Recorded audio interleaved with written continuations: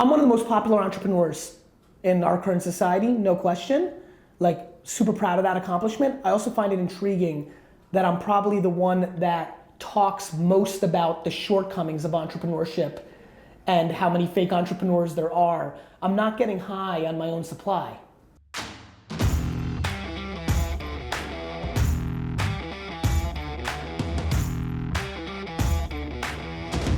Kickstarter works when your fucking ideas bomb, when you know how to write copy, when the pictures and videos are on point, when you get a whole bunch of people that build awareness for it, and it's, you know, it's my man, everything's execution. What do I think about it? It works. For 1% of the people. It's the same thing I think about entrepreneurship, it's the same thing I think about design and rap and fucking life. What do I think about cooking? Good idea for Julia Childs. First of all, let me give you a good piece of advice. I don't care if it's $1,000, spend 25 to 50 cents on the dollar on whatever the fuck you're up to. If it works, then spend the other 50. I get emails that are heartbreaking. Fucking worked my fucking face off for 13 years, sold my donut shop, had 130,000, started an app, bought cryptocurrency, fucking tried to be an influencer, and I'm ass out. In 7 months, I fucking assed out everything I worked for, you know? Be smart. Just keep making money. You know what I mean? You can get caught up in like, I'm gonna invest money. It sounds good until it's gone. Absolutely. Thank you so much. Real pleasure. Nice meeting you. Such a pleasure. Nice to meet you. Stick to your DNA instead of what looks good. People are getting seduced by things. And I don't know if that's happening to you or not. But like the idea of like building a $100 million app is like in everybody's fucking mind.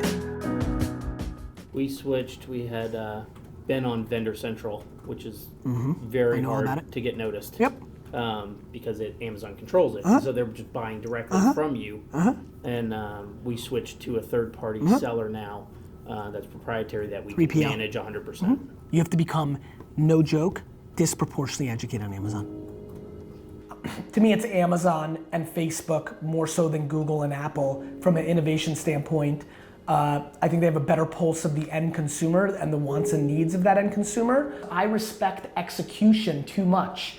And I think that only being a speaker, only being an author, only being a pundit is pontificating and not doing. And I love to pontificate as my extracurricular activity to my actual doing. I also am even more excited that my pontifications come from the outputs of my doing.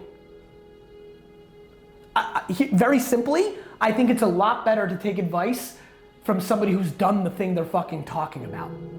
You have to understand, I'm a purebred entrepreneur for real, for real, for real. Like documented, lemonade stands, baseball cards, DNF student. Long before this entrepreneurship thing was cool, like I was on it. It was me, it's who I was. And I lived the first 20 years of my life scrutinized by adults outside of my mom and dad who said I wasn't good and I wasn't gonna make it. Instead of entitlement, I was brought up in adversity, which became my strength. I was told that I lost from the get by every adult outside of my parents. So imagine how easy it is for me to deal with adversity and negativity and trolling and setbacks and pressure. It's the fucking dirt that I come from. VaynerMedia is now in year 9. I've only really run it for 7 years.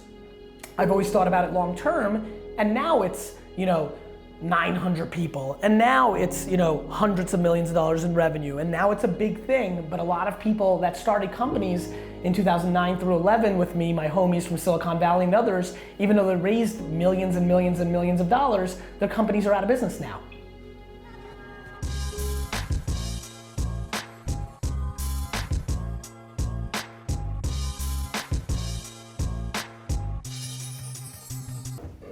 All right, team. First of all, thank you so much for being here. Like 9:53 p.m. on a Tuesday. This shit makes me fucking happy. All right, why don't we go around and just tell me like anything, even if like, don't like stress that it might be mundane or you're new or like whatever. Like what's on your mind, what's interesting? I'm excited about LinkedIn in general for rebranding you as not Garyvee, but more like a Gary Vaynerchuk, I totally agree. And As a matter of fact, the Ask Garyvee show, let's like build on this. Let's start getting very serious about this. I think the Ask Garyvee show for like the rest of the year should be the former CEO of Home Depot. You should have seen today's, you weren't in there, right? No. You were watching? You saw what I did with today's interview? I made three LinkedIn articles, right? and you told me I just Like I did one about like why reviews are broken and your quick hot takes on reviews. So quick hot takes Yeah. is, honestly, I didn't do what's called 360 reviews because I think that they're horseshit. bullshit. Yeah. They're bullshit because they're no different than what you were just saying before. The one that I was talking about, when I could see that it was already on a rhythm, and you're like, all right, now let's really make sure that this is the video that. So on that note, let's, whoever's in the, Justin, take this lead. Let's go through my CRM. There's inevitably 6 real business people in the Instagram VIP. Like, let's start booking some guests for Ask Garyvee. We have 2 in the hopper. Right? Former CEO of Home Depot, good. Let's sit here as long as we can to see how hot we can get.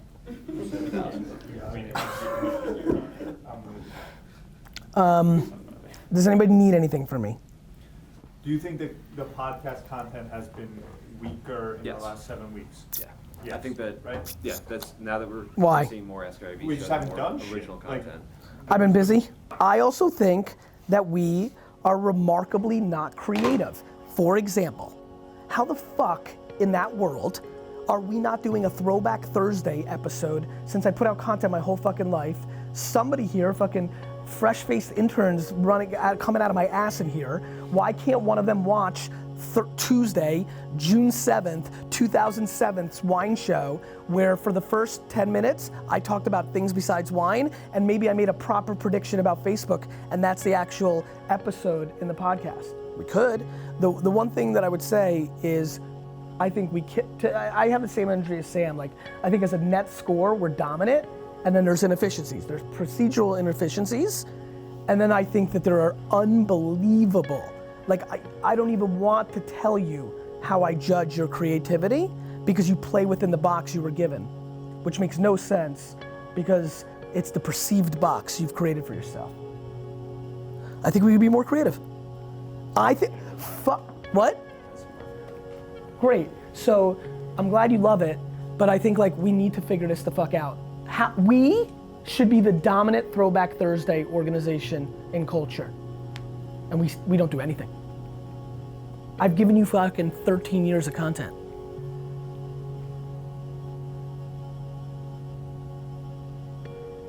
Use that audio for the Throwback Thursday episode that we put up on podcast this Thursday. There you go. Enjoy everybody on the podcast. Use that audio.